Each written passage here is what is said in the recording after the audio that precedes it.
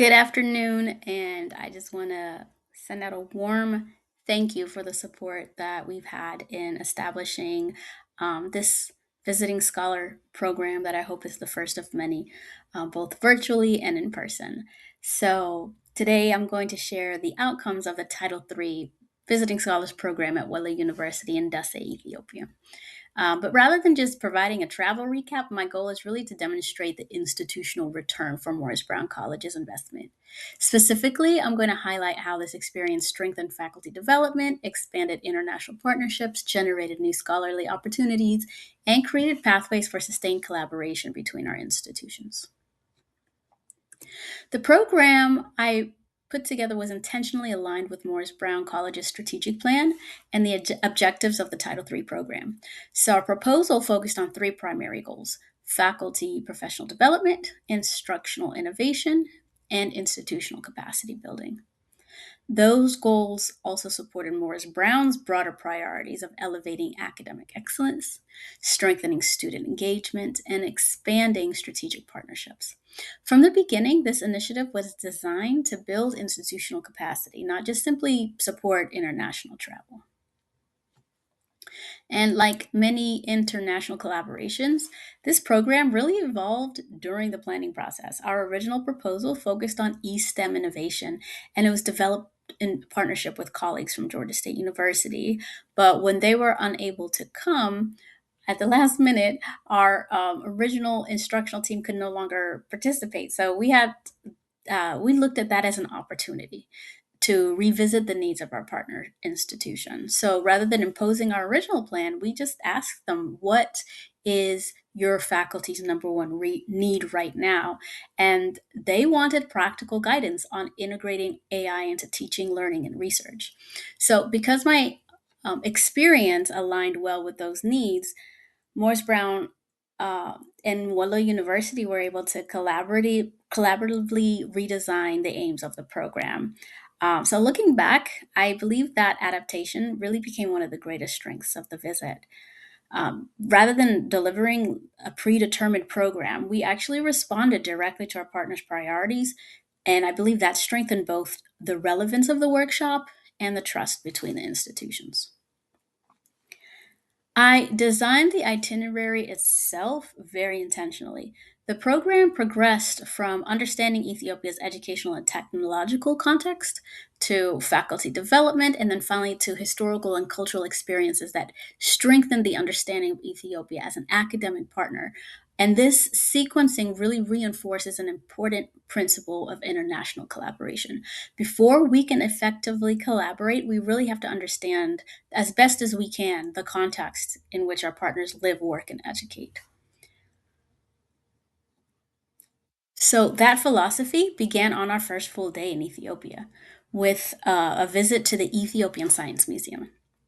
Before discussing AI in the classroom, we explored Ethiopia's national vision for science, technology, and artificial intelligence.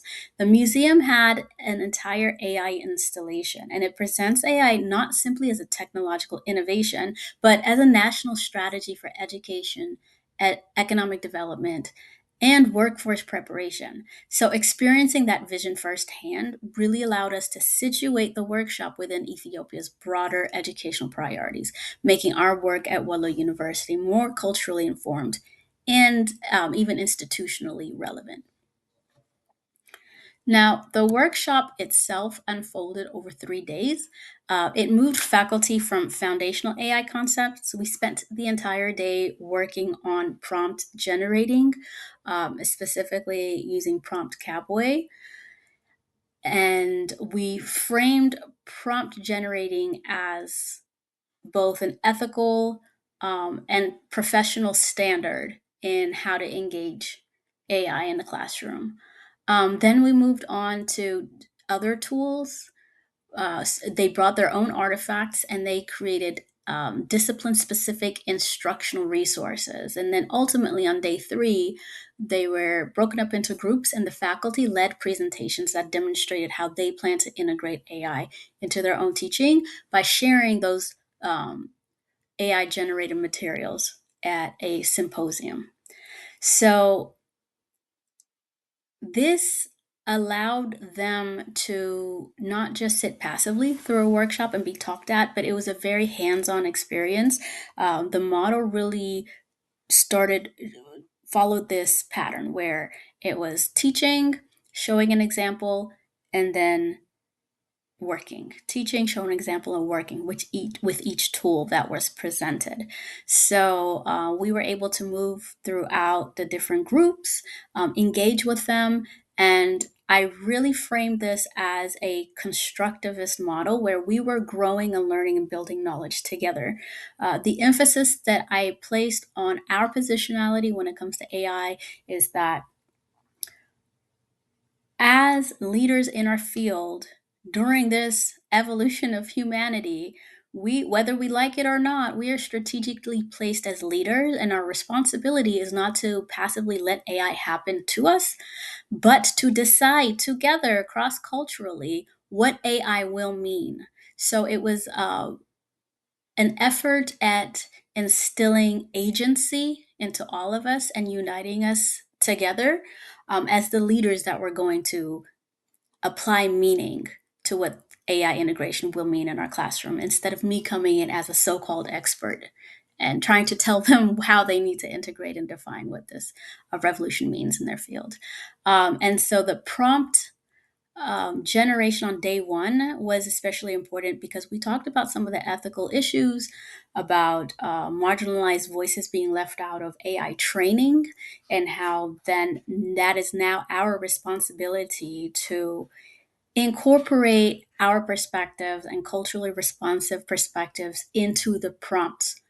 So what is generated will be relevant for our student population. So some examples I gave was to prompt things like maintain an African centered perspective, or don't assume that non African viewpoints are inferior to westernized viewpoints.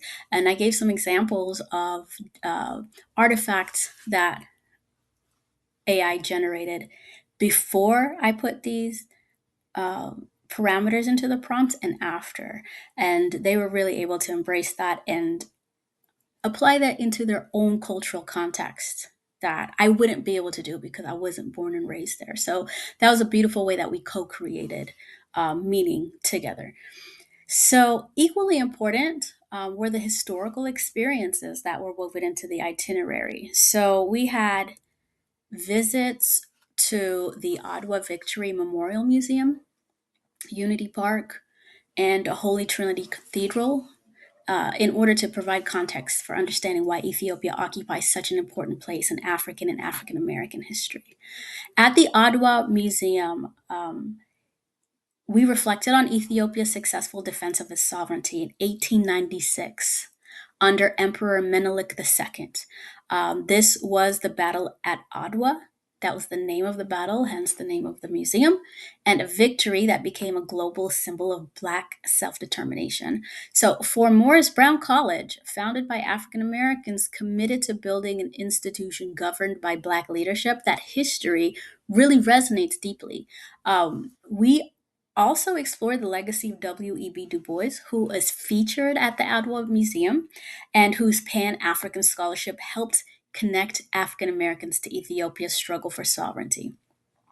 In his address titled To the World at the Second Pan African Congress in London in 1921, Du Bois argued that racial equality was essential not only for justice but for world peace and human advancement. And his work helped inspire solidarity with Ethiopia during its resistance to Italian aggression, and strengthened intellectual ties between Ethiopia and, and the African diaspora. That was an absolute gem of knowledge that we found at the Ottawa Museum, learning that he led the dissemination of information about Ethiopia's fight for sovereignty and communicated that to African Americans here. And learning that whole history for me was one of the most meaningful aspects of connection. And then finally, at the Holy Trinity Cathedral, we also reflected on Emperor Haile Selassie's leadership during Ethiopia's resistance to fascism. So, this fight for independence happened twice. Ottawa in 1896, in the same decade, almost as within 10 years of the founding of Morris Brown College, was the first victory. The Italians came back and attempted again under the leadership of Haile Selassie, and they lost again. They were able to occupy Ethiopia for 5 years that time, but ultimately they lost, and Ethiopia maintained its sovereignty. And so Haile Selassie's body and sarcophagus is located at the Holy Trinity Cathedral. It is not open to the general public, but we were able to obtain special permission to go and see his sarcophagus. And it was a very powerful moment of making connections tangibly um, between Africa's fight for unity and Morris Brown specifically legacy of sovereignty. So, together, these experiences reminded us that our partnership with Wollo University is grounded not only in shared academic interests, but also a shared legacy of Black educational empowerment, of leadership, and of self determination. And um, Unity Park is a park that is dedicated to teaching people about the legacy of Menelik II, the emperor that was in power during the Battle of Adwa. His palace that he lived in is located on the premises, and it gives a deep history of his strategy. With his wife, who held an equally important role in the defeat, and it was a very intimate tour that again made him more real, more tangible, in order to make these connections that this visiting scholar program intended to do. So let's talk about measurable outcomes. The visit produced four significant institutional outcomes. First, successful delivery of a 3-day AI Faculty Development Institute. Second, an innovation to invitation, to join an international co-authored systemic review with Wollo University faculty. Um, I will be co-authoring a paper with one of the professors that I met there. It was a very generous invitation to help edit a paper that she was working on. So we're currently in the editing process and looking for journals to publish for. Third is a continued discussions toward establishing a collaborative online international learning partnership, and I've identified an instructor who is going to send me a proposal for a COIL project for our fall of 2026 courses. And fourth, an invitation to develop a proposal supporting Wollo University's English Language Improvement Center. That could be done virtually or in person. I'm currently looking for um, people with ideas for the proposal so that I can facilitate future travel or virtual exchange through their English Language Improvement Center. And Wollo University still wants to hear from our partners at Georgia State University. So I'm also in the process of scheduling a meeting with them so that they can implement their STEM program virtually. And so we will be an official partner in that established program as well. So those are all the measurable outcomes. Um, Building partnerships. So this is a slide showing the paper that I've been invited to publish with. I'll let you pause the presentation and look at it as long as you'd like. And then this is the COIL partnership, the English Language Improvement Center. Feel free to pause and look at the details on that. So rather than viewing these as separate accomplishments, I really see them as part of a larger strategy. The research collaboration expands Morris Brown's international scholarly network. The proposed COIL partnership creates sustainable opportunities for students and faculty to collaborate globally without the financial burden of international travel and increase student engagement. The invitation to develop an ELIC proposal demonstrates that our partners see Morris Brown not simply as visiting institution. They see us as a long-term collaborator capable of contributing to faculty development and educational innovation. Um, and finally, the virtual implementation of the original eSTEM program with Georgia State University shows that we're really positioned to partner with multiple institutions internationally, and grow our reach in that way. So, together, these initiatives represent the beginning of a sustained partnership rather than the conclusion of a single project. So, in closing, I believe the Visiting Scholars Program achieved exactly what the Title III funding is intended to accomplish. Again, strengthening faculty expertise, generating new scholarly collaborations, and expanding our international partnerships, um, establishing a foundation for continued engagement with Wollo University and Georgia State University. And most importantly, it really demonstrates that successful international partnerships are built through reciprocity. By listening first, adapting to our partners' priorities, and building on our shared histories, and shared aspirations. Morris Brown College really transformed this single international visit into a platform for long term collaboration, scholarship, and institutional growth. So, thank you.